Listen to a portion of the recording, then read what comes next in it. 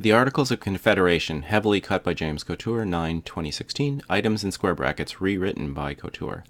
Agreed to by Congress November 15, 1777, ratified and enforced March 1, 1781.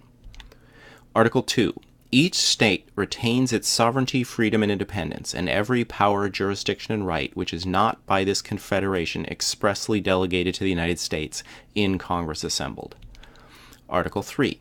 That said states hereby enter into a firm league of friendship with each other for their common defense, the security of their liberties, and their mutual and general welfare, binding themselves to assist each other against all force offered to or attacks made upon them, or any of them, on account of religion, sovereignty, trade, or any other pretense whatever.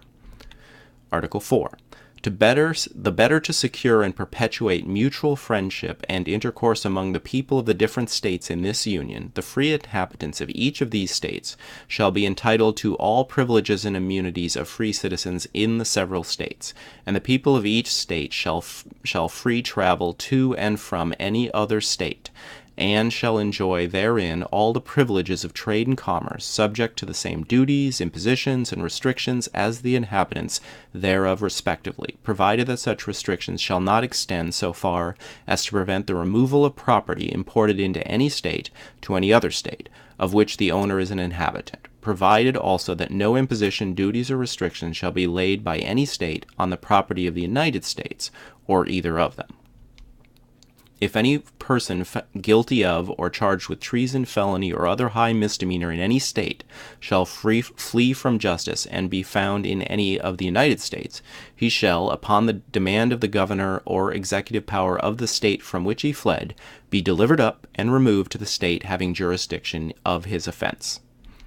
Full faith and credit shall be given in each of these states to the records, acts, and judicial proceedings of the courts and magistrates of every other state. Article 5. For the most convenient management of the general interests of the United States, delegates shall be annually appointed in such manner as the legislatures of each state shall direct to meet in Congress on the first Monday in November in every year. In determining questions in the United States in Congress assembled, each state shall have one vote. Freedom of speech and debate in Congress shall not be questioned, in any court or place out of Congress, and the members of Congress shall be protected in their persons from arrests or imprisonments during the time of their going to and from and attendance on Congress, except for treason, felony, or breach of the peace. Article 6. No state, without the consent of the United States in Congress assembled, shall send any embassy to or receive any embassy from, or enter into any conference, agreement, alliance, or treaty with any king, prince, or state, nor shall any person holding any office of profit or trust under the United States, or any of them, accept any present, payment, office, or title of any kind whatever from any king, prince, or foreign state, nor shall the United States in Congress assembled, or any of them, grant any title of nobility. No two or more states shall enter into any treaty, confederation, or alliance whatever between them without the consent of the United States in Congress assembled, specifying accurately the purposes for which the same is to be entered into, and how long it shall continue.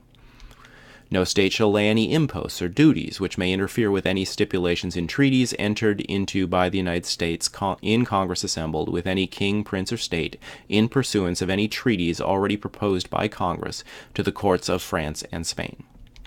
No vessel of war shall be kept up in time of peace by any state, except such number only as shall be deemed necessary by the United States in Congress assembled for the defense of such state or its trade.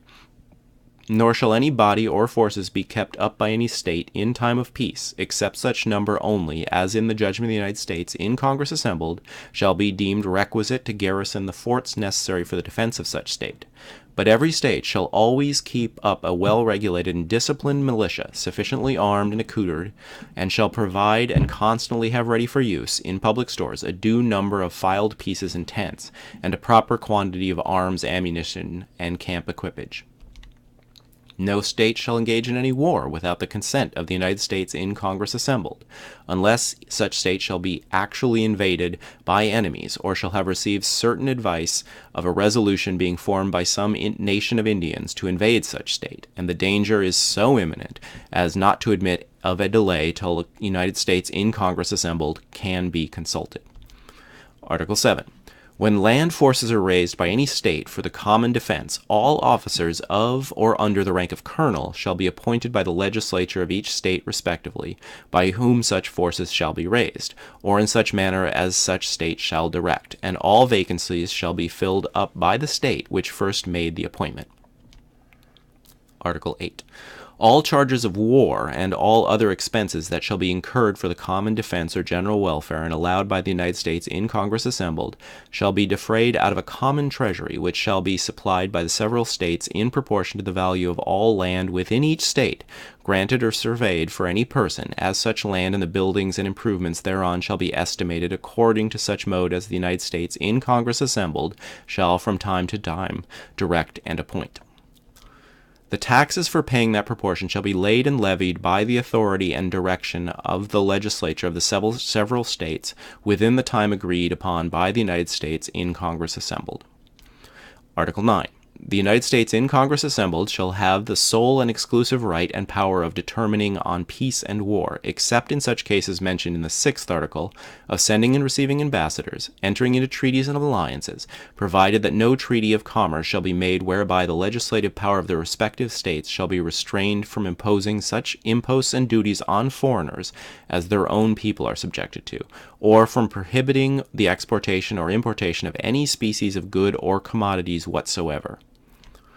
of establishing rules for deciding in all cases what captures on land or water shall be legal, and in what manner prizes taken by land or naval forces in the service of the United States shall be divided or appropriated, of granting letters of marque and reprisal in times of peace, appointing courts for the trial of piracies and felonies committed on the high seas, and establishing courts for receiving and determining finally appeals in all cases of captures, provided that no member of Congress shall be appointed a judge of any of the said courts.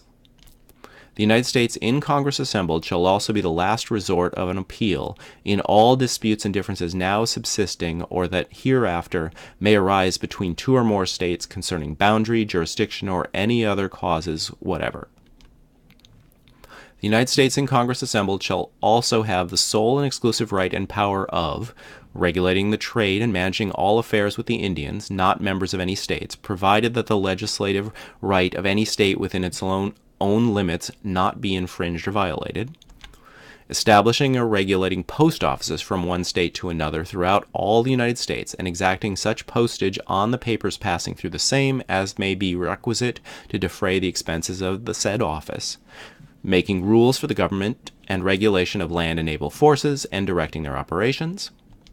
The United States in Congress assembled shall have the authority to appoint a committee to sit in the recesses of Congress, to be denominated a committee of the states, and to consist of one delegate from each state, and to appoint such other committees and civil officers as may be necessary for managing the general affairs of the United States under their direction,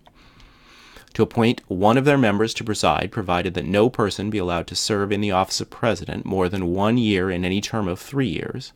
to ascertain the necessary sums of money to be raised for the service of the United States, and to appropriate and apply for the same for the defraying of public expenses, to borrow money or emit bills on the credit of the United States, transmitting every half year to the respective states an account of the sums of money so borrowed or emitted. The United States Congress assembled shall never engage in a war or reprisal in time of peace, nor enter into any treaties or alliances, nor coin money, nor regulate the value thereof, nor ascertain the sums and expenses necessary for the defense and welfare of the United States, or any of them, nor emit bills, nor borrow money on the credit of the United States, nor appropriate money unless 9 states agree. Article 10. The committee of the states, or any 9 of them, shall be authorized to execute in the recess of Congress such of the powers of Congress as the United States in Congress assembled, by the consent of the 9 states, shall from time to time think expedient to vest them with, provided that no power be delegated to the said committee, for the exercise of which, by the Articles of Confederation, the voice of 9 states in the Congress of the United States assembled be requisite. Article 11. Canada, acceding to this confederation and joining in the measures of the United States, shall be admitted into and entitled to all advantage of this union, but no other colony shall be admitted into the same unless such admission be agreed to by 9 states. Article 12. All bills of credit emitted, monies borrowed, and debts contracted by or under the authority of Congress before the assembling of the United States, in pursuance of the present Confederation, shall be deemed and considered as a charge against the United States, for payment and satisfaction whereof the said United States and the public faith are hereby solemnly pledged. Article 13. Every state shall abide by the determination of the United States in Congress assembled on all questions by which this confederation are submitted to them, and the articles of this confederation shall be inviolably observed